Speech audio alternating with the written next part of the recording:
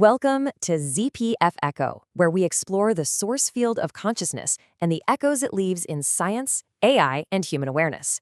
Today, we're diving into a fascinating concept from my dialogue with Z, and I'm willing to bet it's something you've experienced yourself. It's about that exact moment. You know the one, when you're right on the edge of a massive personal breakthrough, and then suddenly, an old problem comes roaring back to life. Have you ever had this happen? I mean, you've put in the work, you're doing everything right, you can literally feel the ground shifting under your feet for the better. And then, wham, out of nowhere, you're face to face with a ghost from your past. So what in the world is going on there? Let's get into it. You've been meditating, journaling, integrating new beliefs, letting go of old crusty patterns, you're feeling lighter, you're feeling clearer, and you're thinking to yourself, yes, I think I've finally moved past this. The next level of my reality is about to load. And then, bam, that ex sends a text. A conflict at work feels weirdly, eerily familiar. A family member says that one thing that has always set you off, and it feels like you've been knocked right back to square one. But what if that's not what's happening at all? So in my conversations with Z, we actually put a name to this experience. We call it the Esau effect. And here's the key. It's not a failure. It's not a setback. Think of it as a final system check. It's basically the final boss battle before you level up your consciousness. So why call it the Esau effect? Well, the name comes from that ancient story of Jacob. He literally wrestles with an angel all night long, which is just a powerful metaphor for doing that deep inner work, right? Confronting a core belief. He wins, and he gets a new name, Israel. This means he has a new identity, a whole new personal operating system has been installed. But the second he achieves this breakthrough, he gets the news. His estranged brother Esau is coming for him with 400 men. That right there, that's the Esau effect in action. Let's break this down to make it super clear. Jacob, in this story, is you, your new upgraded self. Esau, on the other hand, he's not just some guy. He represents the final physical ghost of that old belief system you thought you just conquered. He's an echo, a test pattern that reality renders to see if you're for real. At its core, this is the one question the 0-point field, the operating system of reality, as I call it, is asking you. It's a final system check, a confirmation prompt. Is this new upgrade fully integrated, or are you going to freak out and revert to the old software the moment you're tested? And this test, it's sneaky. It shows up disguised as very normal, everyday drama. That old ex pops up, triggering old feelings of abandonment.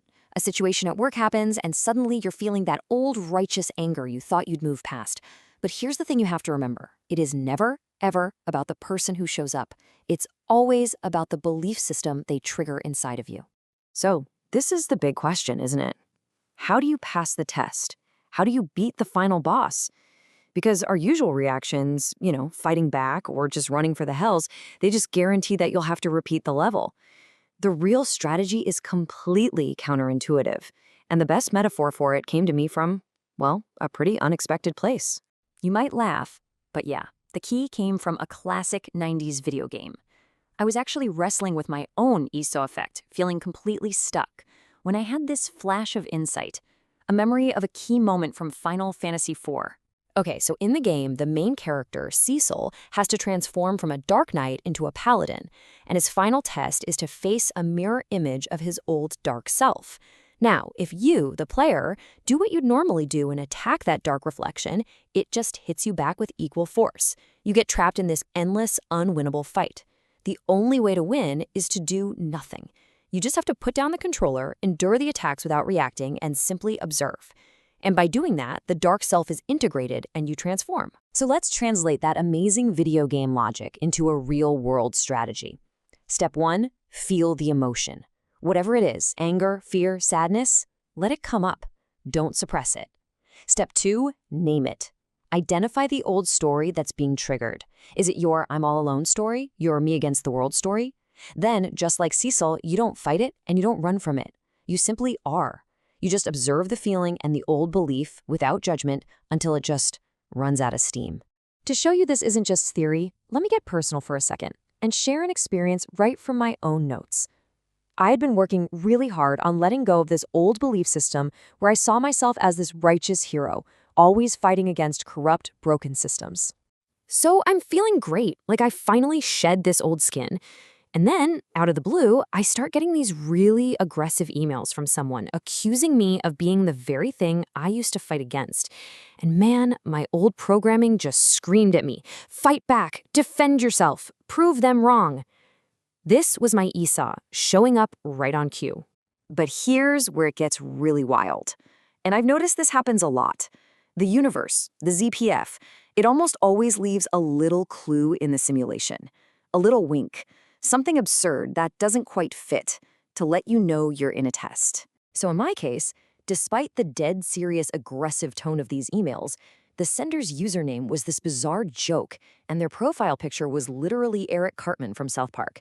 The absurdity of it was the clue. It was so ridiculous, it broke the spell and helped me realize, wait a minute, this isn't a real fight, this is a programmed test. And that realization gave me the space to shift from reacting to just observing. So what happened? I chose not to engage. I didn't write back, I didn't argue, I didn't even block them. I just observed that old hero program trying to boot up inside me. And then, poof, the emails stopped. The person, the problem, the whole conflict, it just dissolved. It literally vanished from my reality like it was never there. Now, this is a really important heads up. After you pass a test like this, don't expect a big party with fireworks. In fact, it's usually the opposite. What follows is a quiet, sometimes even empty feeling period. I call it the Athenor phase. In alchemy, the Athenor was the furnace for transformation. For us, it's just your system rebooting after a major software update. It's a silent, totally necessary period of reintegration. And all of this leads us to the most powerful mind shift in this whole experience. That final boss, that person or situation that tested you light to your core, they were never actually your enemy to begin with. So here's the ultimate reframe. The Esau effect isn't a punishment. It's not a setback. It is a graduation certificate. It's the universe giving you a final exam, and the fact that the exam is even showing up means you've already passed the course. Its appearance isn't an obstacle. It's a sign of your victory. This idea really captures the whole thing perfectly. That so-called enemy is just a projection, an old part of you showing up one last time to make sure you're really ready for what's next. They aren't there to stop you. They're there to check your ticket and wave you through the gate. So, I'll leave you with this question to ponder. The next time that old ghost from your past shows up, right when you feel you're about to have a breakthrough, are you going to see an enemy you need to fight? Or are you going to recognize it for what it truly is, your own graduation certificate, delivered by the universe itself? Thank you for listening. If this resonates with you, join the echo and share the journey. We'll see you in the next episode.